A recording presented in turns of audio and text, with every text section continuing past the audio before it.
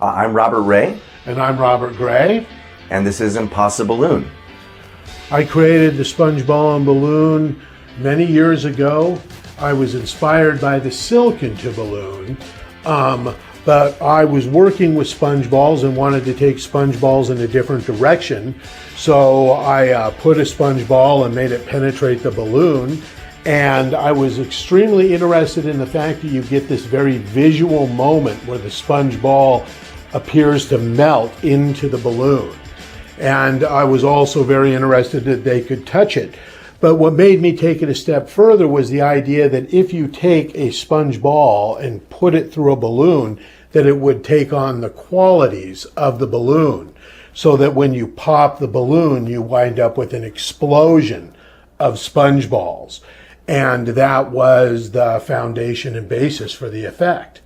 And then Robert's been performing it in the field for many, many years. Yeah, like 15 years or something like that. And I performed it for kids, teens, adults. There's multiple variations of the effect that you can do depending on what audience you're performing for and what you're trying to achieve with your show. It makes a great opening effect. Some of the effects don't need to be done as an opener. There's a giveaway component, so some of the effects you can give away the balloon with the object inside, and it makes a wonderful impossible souvenir to give. The history of this effect is that the silk in the balloon was created back in 1970 something. Yes. And the first people to do the silk in the balloon that we know of, I think, was Ed and Nancy Keener. I think they were the first magicians to even work with clear balloons.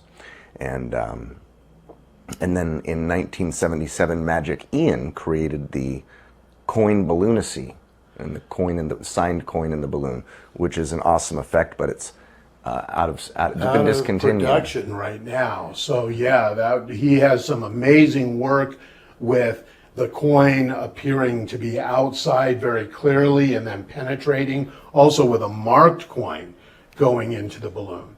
So his work and Bob and Nancy Keener are definitely... Ed and Nancy Keener. Yeah, Ed and Nancy, yeah, they're the foundation of this effect for sure. Also, when I created it, I could only see it as being an opening, but Robert has done it mostly not as an opening. So it's amazing how easy it is to get into it when you're actually start to feel how elastic a balloon can be, and how much play you can get with getting something into the palm.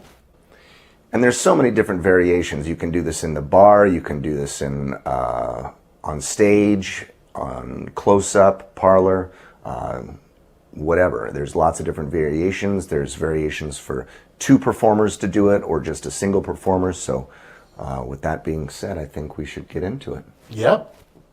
The balloons we're going to be using today are 11-inch clear balloons. These are Tough-Tex balloons that I got from my local balloon store.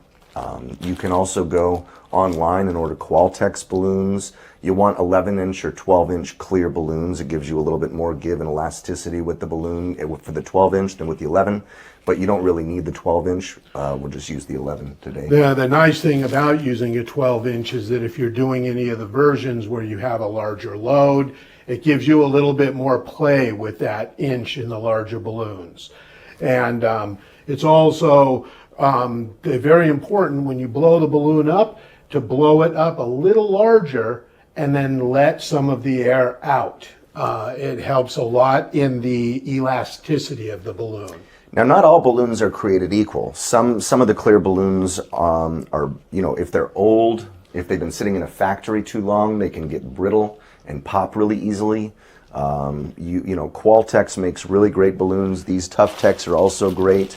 Those would pretty much be the only two brands of balloons I would recommend getting, either Tough-Tex or Qualtex. And it's very important when you put the balloon, after you open the balloons, that you put them into a Ziploc bag and keep that bag sealed, because the oxygen causes the balloons to deteriorate. And by sealing that bag, it'll keep them alive longer. Right. So you would take the balloon, you could show it very clearly from all angles, have the sponge ball, and all we're going to do is just press the sponge ball so that it penetrates the balloon and then that could be examined.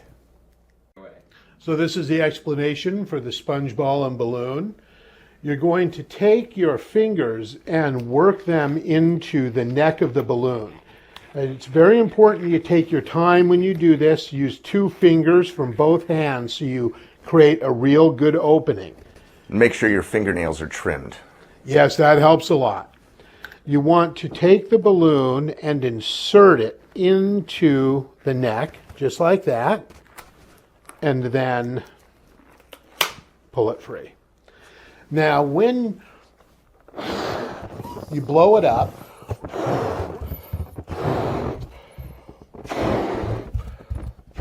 it's very important that you overinflate the balloon and let some of the air out. This increases the elasticity of the balloon.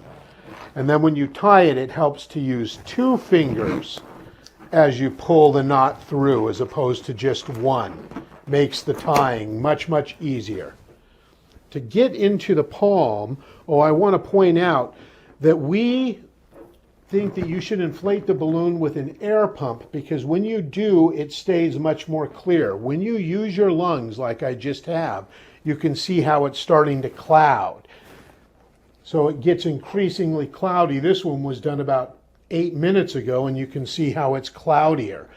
So the air pump decreases that. So this is probably the trickiest part in a way, is getting this little ball in, catching it with your fingers. Because what you're going to do is you're going to pull it into a little tighter ball, like a little packet, and then twist the balloon so that it is locked inside.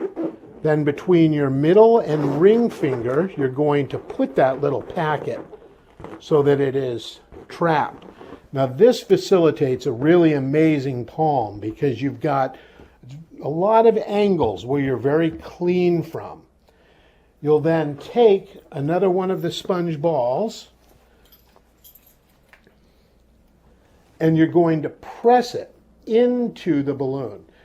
This makes for a beautiful illusion because when you press, it looks like the ball's going to melt into the balloon. At the same time, you release the palmed ball, which makes it pop into the balloon. This also facilitates a natural palm by being able to hide. It's natural to hold the balloon this way, and you launch it into the audience. That moment when the balloon goes into the audience is a great moment to then steal several other sponge balls, and you get this back from the audience. And when you pop the balloon, you release the sponge balls, facilitating the sponge ball explosion. You do not have to do it that way. You can just stop and give this away. But the explosion definitely makes for a more impactful effect. We'll do the explanation with the clear balloon. In a way, this is the hardest part of the trick, is getting this ball locked into place. And it's definitely a knack. My friend's been doing it live professionally for years. It's very easy. So what you do is you twist it into a little packet like a ball, and you're going to put it between your middle and ring fingers so that it is locked into this position.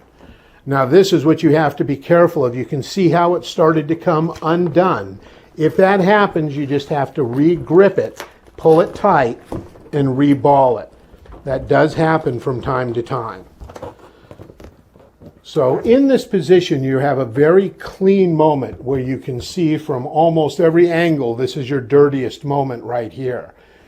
And you will take the other sponge and you're going to press it right up against the balloon, which gives you this amazing moment of penetration. And as you press this, you're going to cover it. You're going to release the ball that's hidden here, which gives it this amazing clean moment. It also facilitates hiding the sponge in this position because it's natural to hold the balloon this way, which you then launch into the audience for people to examine. And it's a wonderful giveaway. It's important that when you're setting this up, you use the pads of your fingers instead of the fingernails. You want the fingernails to be trimmed. That way you're not weakening the balloon by grabbing it. So I use the pads of my fingers and I create a little, just grab it and then I pull that down and then I twist that into the packet and then load that right into the palm. And now we're good to go. You can show that the balloon is sealed. There's nothing inside of the balloon. You can show it from many different angles. And then when you go to press the ball into the balloon, you want this hand to kind of cover. At the same time you push, you're going to release here. You want this hand to kind of cover the release. Otherwise, they'll just see that happen. And you don't want them to see that. So you'll want to cover it with this hand like this instead of like this or like this. You'll want to cover it like this, so that way when you release this ball, they won't see it. This hand will cover it. So I like to stretch out the balloon with my 3 fingers on each hand, index, middle, and ring. And that opens up the balloon, and then I grab the ball and I push it into the balloon with my index and thumb, and then roll that out. Now, Magic Ian will do his balloon trick where he blows it up in front of them. It's better if you blow this up before the performance already. Now, you don't have to do this as an opening effect, but it's best as an opening effect. What I do is I have a bin, a black bin, that I keep this in. And when I'm ready to do it, I just go right up to the balloon. You've got to make sure to let it burp just a little bit, and then you can tie it off. I have this in a bin, so I'll just go into the bin. I grab the balloon with the pads of the fingers, not with the tips, because if you grab it with the tips, sometimes it'll pop the balloon if you're not careful. You work that into the packet, twist so that it's all the way in the packet, then you put that into balloon palm. Now I have several of these set up, so if one of them pops, I can grab the other one and go into it that way. So I come out with the ball already in palm. An alternate handling is you can have someone hold on some sponges, or you can take a bowl of it like this. You can then just tap the balloon against the bowl, and it penetrates one of the balls inside. Another thing you can do is you can fake take the ball from the bowl and then shove it in like that, and then you're left completely clean. So with this, you can either tap it and have the ball appear inside, or you can do a fake take where you just pretend to grab a ball and you don't actually grab one. And then you pretend to shove the ball inside of the balloon as you release this one at the same time, covering it with this hand. Boom. And then the ball goes into the balloon. So once you've penetrated the ball into the balloon, it can then be shot out to the audience, given away as a gift, but you're going to shoot it out to the audience. They catch it and examine it. And then you take the balloon back and you see the ball's really inside. What's interesting, though, is that when I pop the balloon, the ball inside will also explode into other ones. Now, how you do that, your ball already inside the balloon, you put it into the balloon palm. You can do a fake take from a bowl of sponges. You can pop it in like that, or you can actually just grab a sponge and then push it into the balloon. You then, once it's in the balloon, shoot it out to the audience for them to examine.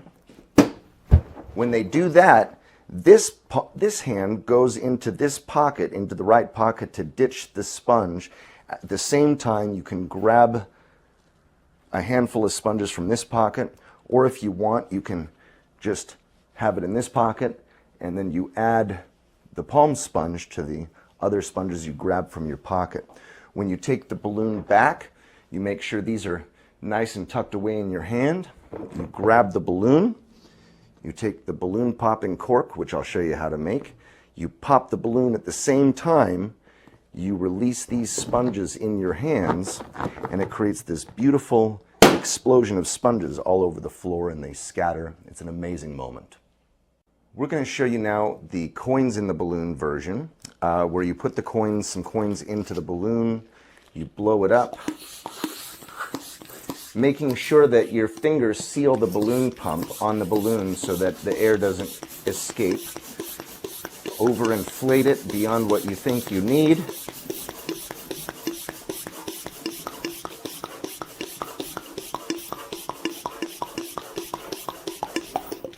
Let out some of the air. Tie it off. And then you're going to put these coins, don't put too many coins in here like this, but then just pull it into a twist. Put that into the balloon palm. Then you can take a bowl and tap it against the bowl like this, or you can grab some coins from the bowl and shove them in like that. Now with that, I'm just fake taking some coins from here and shoving them in. So another thing that you can put into the balloon is rubber bands. This is really great with like Joe Rindfleisch rubber bands. You can have the pink or the blue, many different colors. Right now I've just got regular ones in there. Now to get these into the palm, it does take a second because you've got to use two hands and you've got to work them together so that they bring it into that hidden ball. Now this is definitely one of the more tricky ones, but you can see every time I roll the rubber bands, I'm pulling them into this ball, which is then hidden in my fingers.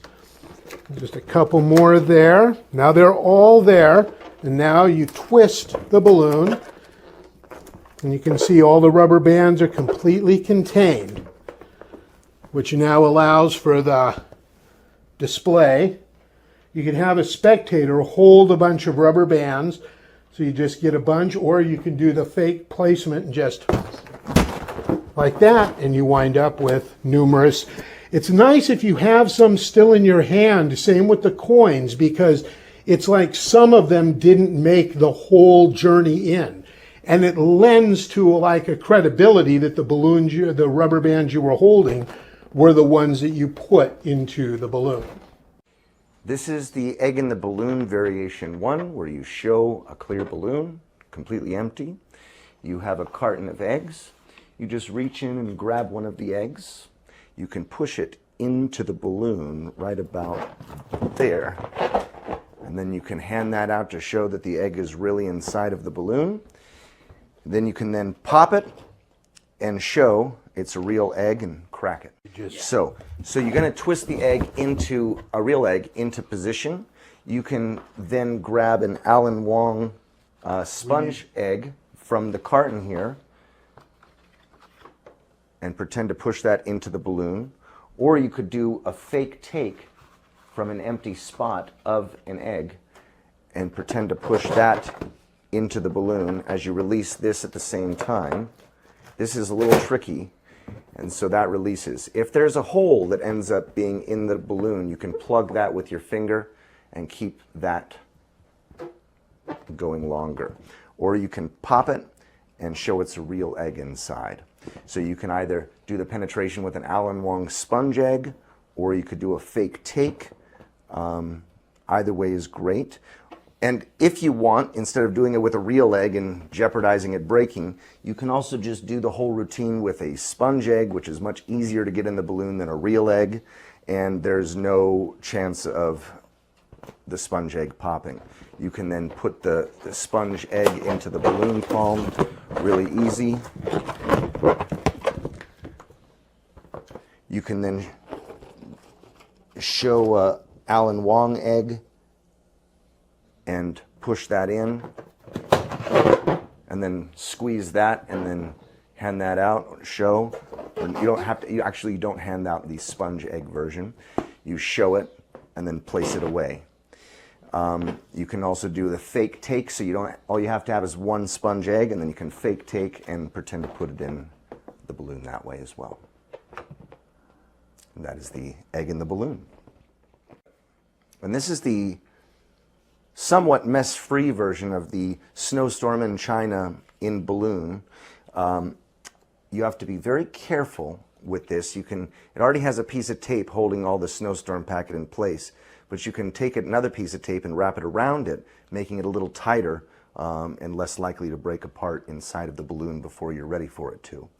So what you're going to do is you're really going to widen up this balloon with your fingers. And you're going to get all the way down to the bottom of the balloon and stretch that out. And very carefully, you're going to place this packet without destroying it into the balloon. Carefully remove your fingers from it. And hand me the pump. I like to use the pump to blow it up, but you're going to want to do this very slowly and carefully, otherwise the air will cause the snow packet to come apart. So you're going to very carefully inflate the balloon with the snow packet inside.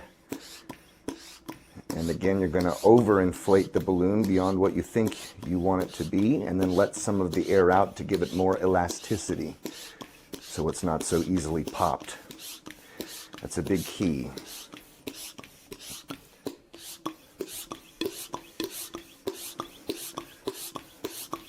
Working with fresh balloons, not old ones, is also key. That's why we don't send you 100 or 200 balloons at a time. You want to keep getting fresh balloons. Let out some of the air. This makes a wonderful giveaway. It's like a little snow globe.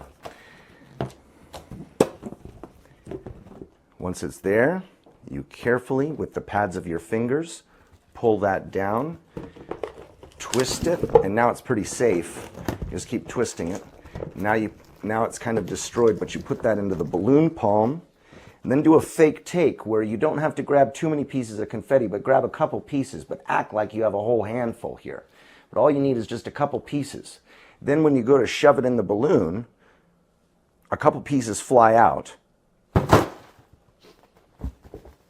and down to the ground, but then the balloon fills up and makes a cool little giveaway, which is a mess-free version of Snowstorm until it pops, and people love these. This is the Bill in the Balloon, which is an awesome version. I like to borrow 100 or a 5 or 1, whatever it is, but you have to ask for a specific bill. So does anybody in the room have a $100 bill? If they don't have a $100 bill, I'll use one of my own. You take their $100 bill, you crumple it up, and you shove it into the balloon, and then you can hand that to them as a little magic souvenir for them to keep. And that is the Bill in the Balloon. Now, sometimes people don't have the bill that you want, so you pull out your own 100, put the bill in the balloon, and then you just put it away and don't give it away as a giveaway. But if they hand you 100 or whatever bill you have inside, a 5, 10, 20, 1, or whatever, you can shove that bill in and then give it to them as a gift, and it doesn't cost you anything. It's a magic souvenir for them. The Bill in the Balloon. There's other variations you can do with this effect, like a marble in the balloon, which also makes a great giveaway. You can also put like a crystal into the balloon. I've put two 24-inch silks into the balloon in that same exact palm behind it. So almost anything that you can imagine that you can get into the balloon, you can put into it. You can do bottle caps at a bar, and then you can do a bottle cap explosion.